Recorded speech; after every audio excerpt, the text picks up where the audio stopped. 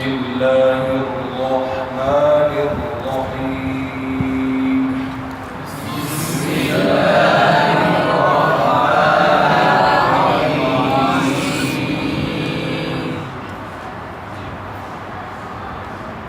آج پہلا دن ہمارا اسلامی کورس کا ہوگا. پرانی قاعدے کی پہلی ترتیب کا سبق پڑھنے لگے ہیں.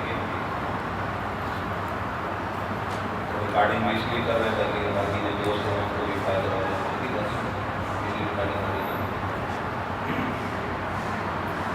بڑی توجہ کے ساتھ آپ نے مجھے بھی دیکھنا ہے، جیسے میں پڑھا رہا ہوں نوٹوں کو دیکھنا ہے، عرب کو میں کیسے لکھا رہا ہوں. اس لیے کہ جو تجوید علمی ہے وہ کتابوں سے حاصل ہوتی ہے، اور جو تجوید عملی ہے وہ استاذ کی ادائیگی سے، استاذ کے پڑھنے سے حاصل ہوتی ہے. اور علمی تجوید فرض کفایہ ہے، اور جو عملی تجوید ہے وہ فرض عین ہے. اور وہ کس سے حاصل ہوتی ہے؟ استاذ کے پڑھانے سے، استاذ کی ادائیگی سے. اس لیے زیادہ توجہ آپ کی ادھر ہو، نیچے دیکھ کر اپنا ٹائم ضائع نہیں کرنا. پہلی ترتیب شروع کر لگے، اور پہلی ترتیب جو ہے اس کی ترتیب جو ہے وہ ترتیب نزولی ہے، الف سے لے کر یا تک. کون سی ترتیب ہے؟ تو نورانی قاعدہ ہو یا دوسرے قاعدے ہوں، اقرا کا قاعدہ دوسرے والا، تو باقی ترتیب میں تبدیلی ہوتی ہے، لیکن پہلی ترتیب سب کے اندر ایک جیسی ہوتی ہے، الف سے لے کر یا تک اس ترتیب سے. تو سب سے پہلے ہم پڑھیں گے الف والے. کون سے حروف؟ جن کے آخر میں الف لکھا ہوا ہے، تو صرف الف کو پڑھیں گے برابر کر کے. اس کی وجہ بتاتا ہوں اور پھر وقت بھی سمجھاتا ہوں کہ اس کے اندر کیا غلطیاں ہیں. جی پہلے اس کو صحیح پڑھنے لگے ہیں توجہ کے ساتھ. بسم اللہ الرحمن الرحیم. الف با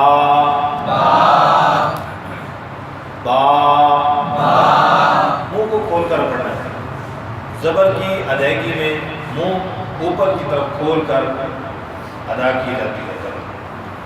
ٹھیک ہے.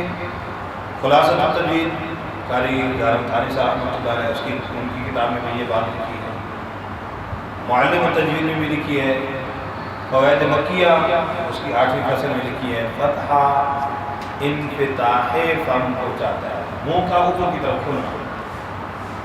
تو اس میں عموماً غلطی اس طرح ہوتی ہے کہ یا تو منہ کھلتا نہیں ہے اور پڑھتے ہیں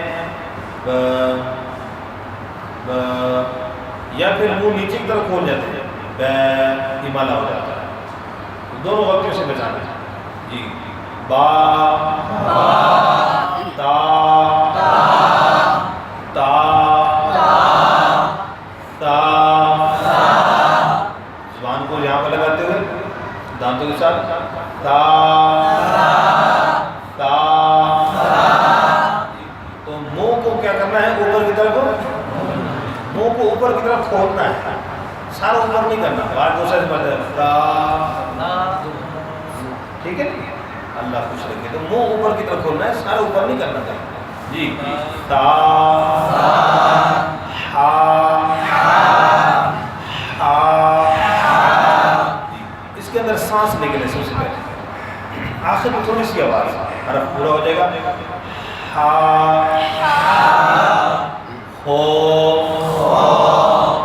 اس کے اندر خرخرا نہ ہو، خو یوں نہ ہو، بالکل صاف ہو اور ہونٹ گول نہ ہو. خو خو رو، ہونٹ گول نہ ہو، رو نہ ہو.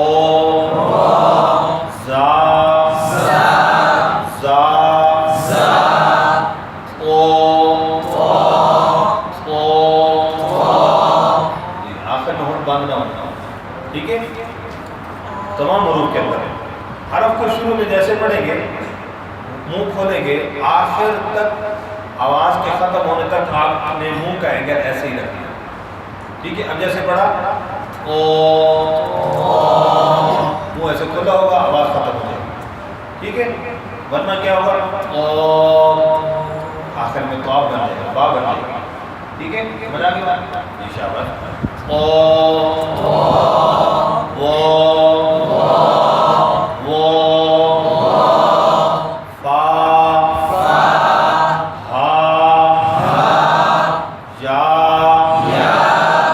یا، یہ الف والے حروف میں نے پڑھا ہے۔ اس کے اندر جو ممکنہ غلطیاں ہیں تمام تقریباً یہ الف والے جتنے حروف ہیں ان کے اندر جو ممکنہ غلطیاں ہیں ان کو توجہ سے سماعت کرنا ہے اور ان غلطیوں سے بچنا ہے، اپنے آپ کو بچانا ہے۔ اکثر بیشتر غلطی ہوتی ہے اس میں با کیا کرتے ہیں زیادہ تو زیادہ لمبا نہیں کرنا۔ دوسری غلطی ہوتی ہے جب کہتے ہیں لمبا نہیں کرنا بیٹا تو پھر چھوٹا کر دیتے ہیں، جھٹکا لگا دیتے ہیں با تا تو جھٹکا بھی نہیں لگانا۔ بات سمجھ آئے گی؟ یہ جو ممکن ہے۔ اس کے علاوہ امالے والی غلطی جیسے با کو پڑھ دیا بے، تا کو پڑھ دیا تے، تو اس بات کو نوٹ کر لینا کہ امالے والی غلطی جو ہے یہ باریک حرف میں ہوتی ہے۔ نوٹ کر لیجیے گا کیا بھائی؟ امالے والی غلطی کس میں ہوتی ہے؟ باریک حرفوں میں ہوتی ہے۔ کس میں ہوتی ہے؟ باریک حروف میں یہ غلطی ہوتی ہے۔ ب ت یہ نہیں ہے۔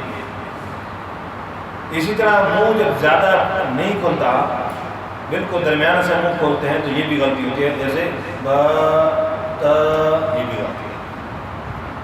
اور ایک اور غلطی جو ابھی سامنے ہے یہ دوست پڑھ رہے تھے آخر میں ہونٹوں کو بند کر کے، ٹھیک ہے، جیسے خواب آخر میں ہونٹ بند کیا تو با بن گیا، تو یہ خواب کیا بن گیا آپ کا؟ خواب بن گیا۔ کیا بن گیا؟ جی، تو نیند میں خواب آتے ہوتے ہیں، بیداری میں تو خواب نہیں آتے جی، تو اس لیے خواب بن جائے گا، ایسے نہیں۔ اسی طرح ایک اور غلطی ہوتی ہے آخر میں ہاں پیدا ہو جاتی ہے بات اس میں، مثلا با تا تو آخر میں ہاں پیدا ہو جاتی ہے، یہ بھی غلطی ہے، یہ نہیں ہونی چاہیے۔ ٹھیک ہے جی، یہ ممکنہ غلطی ہے، سمجھا؟ یہ جب نوٹ کریں گے تو یاد رہیں گی ورنہ بھول جائیں گے۔ بعض دوستوں کے ذہن میں سوال آتا ہے کہ اتنی غلطیاں جو بتا رہے ہیں ان کے بتانے کا کیا فائدہ، بس وہ صحیح پڑھا دیں۔ جب آدمی کی کیا کر دے بھائی، صرف وہ صحیح پڑھا دیں، یہ غلطیاں کیوں بتاتے ہیں؟ تو اب میرا اس حوالے سے سوال یہ ہے کہ جب بندے کی طبیعت ٹھیک ہوتی ہے، جب صحیح ہوتی ہے، دوائی لیتا ہے بندہ؟ کیوں جی؟ اور جو بندہ اپنے آپ کو صحیح سمجھ رہا ہے غلط ہونے کے باوجود، بیمار ہونے کے باوجود، دوائی لے گا بھائی؟ نہیں لے گا۔ تو بالآخر وہ بیماری جس کا اس کو علم ہی نہیں ہے اس کی جان لینا ہو جائے گی۔ اس لیے یہ بیماریاں اور غلطیاں بتا رہا ہوں، یہ غلطیاں اگر اس طرح چلتی رہی تو آخر میں پکڑ ہو جائے گی بھائی۔ اس لیے غلطیوں کو بتانا بھی بہت ضروری ہے، کیونکہ یہ تو بیماریاں ہیں، کینسر کی طرح چھپی ہوئی نظر نہیں آتی۔ کتنے دوست اپنی غلطی کو اس کو غلطی سمجھ ہی نہیں، ورنہ ایک مسلمان ہو اور پھر وہ قرآن کو پڑھ رہا ہو اور وہ غلط پڑھے، اس کو سمجھ آ جائے کہ میں غلط پڑھ رہا ہوں اور پھر اس کو ہمیشہ غلط پڑھتا رہے، کیسے ہو سکتا ہے؟ اس لیے اگر کسی کی غلطی آ رہی ہو اور غلط پڑھ رہا ہو کوئی بندہ، اس کو حقیر نہیں جاننا، مسلمان ہے، اس کو سمجھانا ہے پیار سے۔ ہاں جی، جب آپ سمجھائیں گے پھر دیکھنا کہ کیسے وہ اپنی غلطی کو صحیح کرنے کی کوشش کرتا ہے کہ نہیں کرتا جی۔ تو اس لیے غلطیاں بتا رہا ہوں۔ اب یہ جو زیادہ تر غلطی ہے لمبا کرنے کی اور جھٹکا لگانے کی،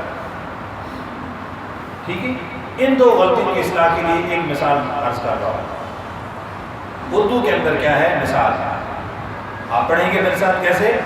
آ جا، بولے آ جا۔ اب جس حرف کے اندر اس مثال میں کتنے فائدے ہیں؟ ایک فائدہ اس کا یہ ہے کہ جھٹکا نہیں لگے گا۔ کیا نہیں لگے گا؟ جھٹکا نہیں لگے گا۔ دوسرا فائدہ کیا ہے کہ لمبی زیادہ لمبا بھی نہیں ہوگا، الف زیادہ لمبا نہیں ہوگا، ٹھیک ہے۔ اور سب سے بڑا فائدہ یہ ہے کہ ہر حرف کے اندر الف کی مقدار برابر رہے گی، ہر حرف کے اندر الف کی مقدار کیا رہے گی؟ برابر رہے گی جی۔ با تا،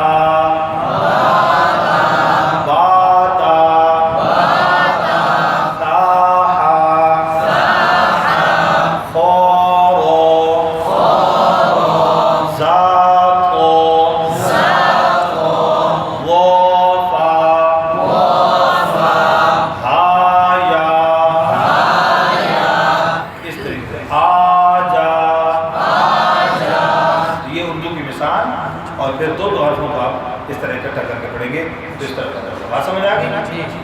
اس طریقے سے یہ الف والے حروف کے حوالے سے سبق ہمارا پورا ہو گیا. اس کو علیحدہ کر لیتے ہیں اور پھر اس کے بعد دوسرے حروف